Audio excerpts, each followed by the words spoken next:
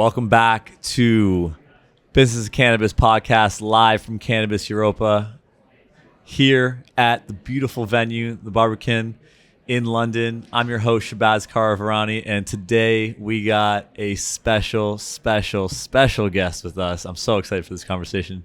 Vlad, what's up, brother? Honor and a pleasure to be here. Thank you for having me, Shabazz. Are you kidding me, man? We're blessed to have you. Vlad, tell the people who you are. I mean, most know who you are. You know, for any new listeners, tell the people who you are, what you do in the New York space, and what are you doing in London, bro? So I'm Vladimir Bautista, CEO and co-founder of Happy Monkey. We are a cannabis lifestyle company out of New York, probably like one of the biggest in the East Coast. We do everything from media, merchandise, apparel, events. And now the latest thing we're adding to the portfolio is retail cannabis. We'll be opening up one store in Manhattan this year, another one in Brooklyn. And we're here in London at Cannabis Europa, just telling the world on my panel tomorrow how you can be equitable and profitable at the same time, trying to get the roots and the suits to understand they can both coexist and serve both their missions. For the last couple of years, I've been watching Vlad, David, Ramon, and the Happy Monkey team build New York cannabis from scratch. Before it was even anything, it was just an opportunity. It was just a dream. And Vlad and his team have been building from scratch. They really are the catalyst, in my opinion, to what the New York industry is. And, you know, I know we're focused on Europe today, and we're going to get into Europe in a second, but I want to talk a little bit about New York, because we got the king of New York, in my opinion, in the room right here. And, you know, you got this line, it's not the cloud, it's the culture. Yeah. What does that mean in the context of what you're building in New York? And, you know, you do it for the culture, not the clout. Like what does that mean? And what does Happy Monkey represent in the New York market today? So I think that what it represents is that, you know, even though cannabis has been legal in New York now for about 3 years, what it represents is not just what's happened in the last 3 years, but what's happened in the last 80 years. What happened during the war on drugs, what kind of people, you know, were unregistered doctors medicating the community, risking their lives to do that. What did this war on drugs to communities, to the stigmatization of it, and etc. So I think that we represent all that, plus, you know, New York has its own swag, its own culture. So I think we just embody all of that. And since it's the culture capital of the world and the financial capital of the world, you know, there is a melting pot of all different walks of life that embody this. And I think we just try to speak to that through our brand and our company.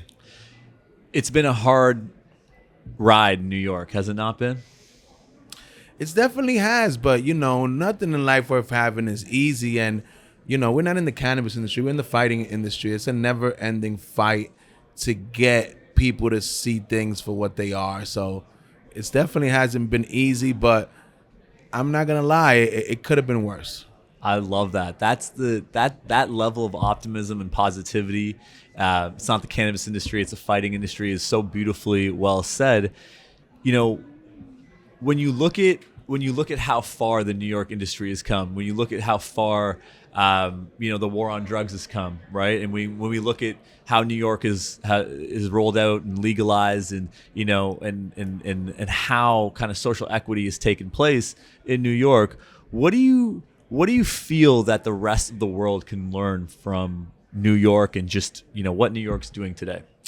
I think we have to, you know, level set the conversation with the universal thing that cannabis has in common with all communities global. So what cannabis has in common with all communities globally is that it's a community-based product. It's not a CPG commodity.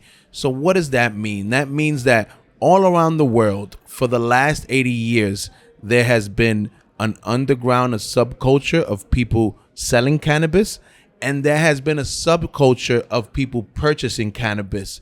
Everybody around the world that consumes cannabis must have had a guy that took care of them for the last 80 years.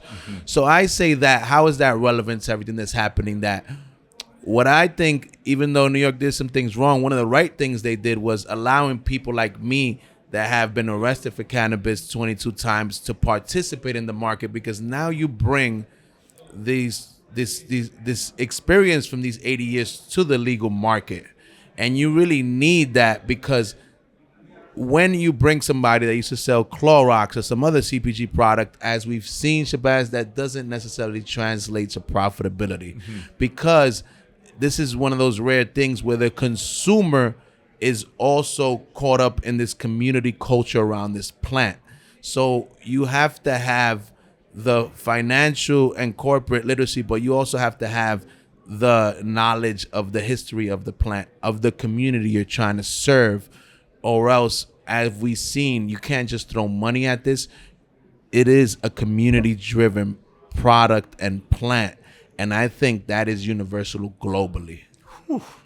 Wow, that's well said. That's 100% well said. And as European nations seek to legalize and come up with these policies, that can't be understated, that community-driven aspect of it. So, I want to just jump back into the New York market for a second here, because it hasn't been, all roses. It's been challenging. There's been lots of stops and starts, especially from a licensing perspective.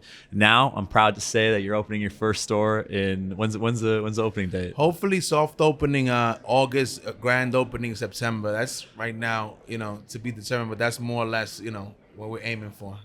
Think about that for a second, bro. Think about that journey. You're opening up in August, September, arrested 22 times to now owning your own legal cannabis store with a big community behind you. The beautiful thing about what I've loved about Happy Monkey is, regardless of the hard times and this journey into retail, you've always been about the community. You've always been back in the community. You've always been driving a positive sentiment. And so now we sit in London, now we sit in Europe, where, even though the New York market is just starting, the New York market is a lot further ahead than the European market. And so maybe you can just detail the journey of what it actually took to get to a place where you're opening a legal store. Like, what did that look like? All the stops and starts, and what does it actually mean? Yeah, you have to write a license, but then you have to get real estate, then you have to evaluate technology. Like, what? You have to build a team. Now you're hiring bud tenders. Like, what is that? From those who haven't done it before in Europe, what does that journey to opening a retail store look like? It's not for the faint of heart. First of all, like you said, it's such a battle to just apply and meet all the qualifications to just receive the license. Then after that, you have to go searching for real estate in a place similar to London that is, real estate is really expensive and really hard to come by. You have to find real estate that makes sense for you, and the landlord has to be on board with entering into such a nuanced, industry like cannabis. Then you have to build it out to meet all the qualifications that you have to for the state. And it's like, like if a bank and a pharmacy was together and you had to check all these boxes to meet all these regulations, then from there you have to have your tech stack correct. You have to have great retail management. You have to have assistant managers. You have to have great tech stack. And then, like you said, bud tenders, last but not least, and then hope people show up. And then hope people show up. Yeah, it's true. And now there's 150 stores open in New York, right? Plus all the illicit stores, right? And so it is a constant battle. And so when you look at, you've done a really good job building community, but what strikes me is you've also been doing a really good job building your team. So for all the other leaders out there, when they're building teams, what do you look for in terms of talent and people that you can rely on? Because you're amazing, but you can't do this all alone. I look at a guy like Jonathan. Jonathan's amazing, right? As your content guy, he's killing it. Yeah. Jordan's killing it. He's as your right. I got to meet him, and I immediately understood the culture he was coming into. So how do you build a team as an executive leader in such a fast-paced environment? Well, there are many skilled people out there, but I feel like what's worked for me is finding people that not only are using their skills to get a paycheck, but believe that they're part of something bigger than themselves, that are really passionate and bought into the mission and the vision of the company. I think that's really important, because if not, people can just do anything for a paycheck. They really have to understand that there's a higher purpose to what your company is doing than just a paycheck. Yeah. And so you got the talent down, you have, the retail store opening up. Now you have the challenge of, again, and the reason I'm saying this is because we take it for granted when we're in New York, and, we get to work with a bunch of brands and there's a bunch of products and things like that. Here, Europe's about 5-6 years behind, but they're going to get there eventually. So now you're buying all your inventory, right? You're working with all these brands. How do you start to operationalize this retail store? There's how many brands are there in New York, right? And they're all fighting for your shelf space and things like that. So how do you start to evaluate, the brands in the market, and how to, actually put those products on shelves? Like, what kind of things do you do, or are you starting to do, to understand what your customers are going to buy, and how do you make those decisions? Well, I'm fortunate that I've had, even though, like you said, it's been a journey and a lot of hiccups, the 3 years that I've had to wait, I've been doing a lot of due diligence on all the brands and which ones are doing good. And I talk to a lot of consumers, because we're pretty tapped into the culture and the consumers out there, and also have just hired a great head of retail, Kelly Cordell. Shout out to her, which has done this before and can help me decipher and delineate between all these amazing data points that I have to really optimize them for the store. Yeah, wonderful. And I think the key pieces there is that even though you've been a consumer, even though you've been in a community, you're still always learning, and you're still getting people who have done it before to be in your corner. And that's just the mark of a really good leader, that you have to constantly learn in this space, right?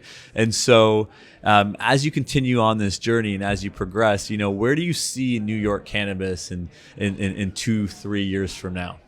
I think, it's already out there that New York is the highest consuming city in the world. We are already seeing, just in the beginning of it, it's in its infancy, it's 3 years old, and we're already seeing stores breaking records nationally as far as sales. I believe that once the products and the cannabis gets better, the market stabilizes a little bit more, it's going to be the biggest market in the world by far. Agree. And I think that there's going to be a lot of nuanced things that are going to come out of New York, some of the biggest brands in the world. I think there's going to be a lot of emphasis on different versions of hospitality that we've yet to see. I think a lot of different delivery mechanisms and etc. So I think that, the West Coast perfected the genetics and the strains and the amazing growers. I think the East Coast is going to add the experience, the hospitality, the culture to it, and really marry what they mastered over there with what the East Coast does best and take it to another level. Well said. So one piece that's really, really challenging for a lot of European countries right now is this battle between, the legacy market into the legal market, right? We just spoke with, a few folks from the Netherlands who are, how do you incorporate coffee shops into this new legal framework and these types of things? And so what would be your advice for incorporating legacy into a legal market? Because a lot of countries, Canada, my home country, got this wrong. They didn't include a legacy market, right? They didn't even, consider a transition plan or anything like that. So any pieces of advice for any European countries looking to have that transition and incorporate all the key stakeholders of an industry, including regulators, policymakers, private businesses, but legacy players as well. What's a piece of advice you have? My biggest piece of advice is a little bit about what I mentioned earlier. At the end of the day, this industry has been around for 80 years, whether it was regulated or not. we need the suits, we need the growers, we need the people with the financial backing, with the corporate structure, but you also need the people that have been dealing with this plant for 80 years, because that's the only way you're going to cross over their consumers that they have a relationship with. That's the only way you're going to understand the trade secrets of how you kept something like that around for 80 years. And so it's the way that I see it is like the high tide raises all the boats. And we saw it also in America, in the West Coast, in California, and other markets. They try to ostracize the legacy markets, that you couldn't participate. That failed miserably. Big time, man. Because it's not going anywhere. It's something that has infrastructure and has been around for 80 years. So I think New York, even though it's been a rough rollout, is doing it right, because they're trying to absorb it and create bridges instead of moats. And I think that Europe should try to do the same thing, because it's really possible to have all of these things coexisting together. I think people get caught up in a zero-sum game where it has to be all legacy or it has to be all CPG or this. And I believe that there's room for all of them. And actually, when you see some teams work all together, and that you get the best kind of companies, because all these skills are necessary to fully optimize this industry. I absolutely love that, and I love the bridges versus the moats comment a lot. I think it's so easy to consider, your geographic location as wanting to be the best or wanting to just do things differently and things of that nature. But a lot of countries, a lot of places miss out on that collaborative piece. And so final question for you, because I know we've talked a lot about New York, and I think there's a lot of lessons that Europe and a lot of different places can learn about New York. Final question is, what's exciting you about the European market? Any specific, countries? Obviously Germany's doing big things, and there's a variety of different folks, but you've been here now for 24, 36 hours. What have you learned? What's exciting you? What's driving you? What's driving me is it's like, like you said, this is like 5-6 years before where America was before, North America was before. And to see the enthusiasm that people have on trying to learn and trying to get it right over here, and the passion they have to serve their communities and really build these different markets here. I was just in Barcelona speaking at ICBC before. A lot of amazing things going on there. I'm hearing a lot of amazing things going on in Greece. Like you said, Germany just broke the mold by being the first country to go federally legal. Here in the UK, I see people are really trying to break through the stigma and the barriers, because it's sad that there's 70 million people in the UK and there's only 35,000 medical patients. And it just reminds me of like where New York was once upon a time, when there was, like I said, the highest consumer market in the world, and there was like 200,000 medical patients or something like that, like 6-7 years ago. So just the enthusiasm and the collaboration that you see going on throughout the European countries just really fills my cup, because I just love seeing people fighting and trying to destigmatize this plant and trying to medicate their communities in a real way. Yeah, beautifully said. And I think that, it takes trailblazers within each of these countries to push through and push and drive through that, because things are going to be hard, and they're going to continue to be hard.